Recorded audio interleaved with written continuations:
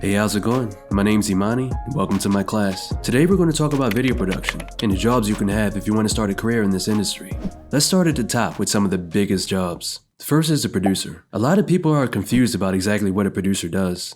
A producer oversees an entire project from start to finish, whether it's a film, TV show, or corporate video. The producer brings the idea to life, and they do that by getting the right people and equipment to make it happen. The producer also takes care of scheduling all the shoots and everything in post-production, and they also secure locations. The producer handles the finances as well, making sure everyone gets paid on time. And there's also a level of creative oversight. Throughout the entire process, if the producer wants to step in and give their input, they can offer their own notes and suggestions. Next, let's talk about the director. The director is the one who holds the creative vision for the entire project. They interpret the story, whether it's a script or just an idea, and they lay it out piece by piece. They do this by creating things like shot lists, where they line up every shot from the beginning to the end of the piece, and also storyboards, where they draft out what each scene is going to look like and each shot is going to look like. On the day of shooting, the director is also managing the talent and the camera, how everybody moves and interacts. And the first person the director leans on is the director of photography. This is the person who will translate the director's vision from what's on set to what's seen through the camera lens. And they do this by creating special camera packages, including camera bodies, special lenses, and also mounting systems from tripods, jibs, gimbals, even big cranes. And the director of photography is also in charge of the lighting, which is so important because essentially all we're looking at is light. So they control it to perfectly match exactly what the director has in their head. Next up is one of the most important roles in all of video production is the writer. The writer does a lot of things, doesn't matter if it's a film or a commercial. They can draft up a story, an idea, they can write a full script, an outline, they can even do narration. That's very important because it's the backbone of the entire project. It's essentially the blueprint for what's about to be made. Most often, a great production starts with a great written piece. Also very important is the editor. They're the person that takes the raw footage and cuts it down into the project that we see at the end. A lot of people prefer this type of job because of the flexibility. They don't have to spend any time on set, and a lot of editors actually work remotely. But it's not enough to just cut the footage up. There are also people that color the footage, that give it that cinematic look. You also have to mix down the audio to make it sound appealing, and they're specialists in that field. Plus all of the graphics, motion graphics, and animations, they all form the post-production crew, which is an undertaking in itself. But back on set, we still have to deal with audio as well. So we have audio technicians. Those are people like the ones that hold the boom mic, the mics that you see over top of the actors. There's also someone who mixes the audio and someone who records the audio. And we can't forget about the production designer, the person who creates the aesthetic for the video. They're the ones that take care of sets, touching up locations, making them look appealing. They also deal with things like wardrobe, costumes, and makeup. They have a whole department for that as well. And last but not least, you have your production assistants. This is the ground floor. These are people that do whatever they're told pretty much. They're their go-tos and go-fors for all of the production departments. But this is usually how people get their start in the industry. And if you're getting started off, it's not a bad place to start. I just brushed the surface of some of the jobs in the industry.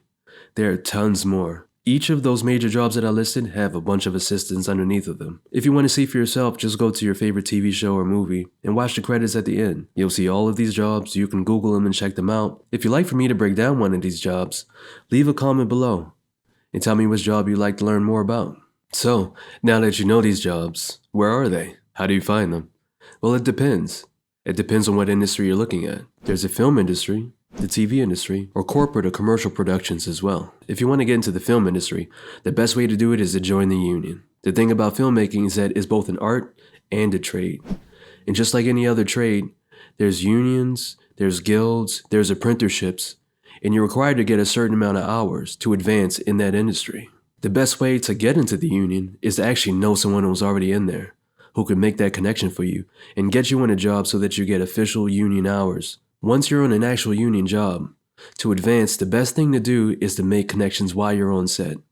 For instance, if you come in starting off as a production assistant, but you want to do audio, while you're on set, make connections with the audio department. On top of the union, there are also a bunch of guilds as well. These guilds help people get placements in their specific area of expertise.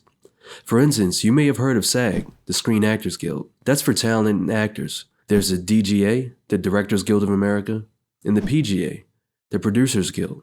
There are also guilds for editors, cinematographers. So if you look at filmmaking like a trade, you join one of these organizations, you get your hours in, you try to apprenticeship under someone. It'll really progress your career. Outside of the unions, there are a lot of independent filmmakers and student filmmakers. Usually those jobs are help for you to get experience at the ground level. Look at those productions as like your resume. You can use those productions to get on bigger crews or to help you make connections in the industry.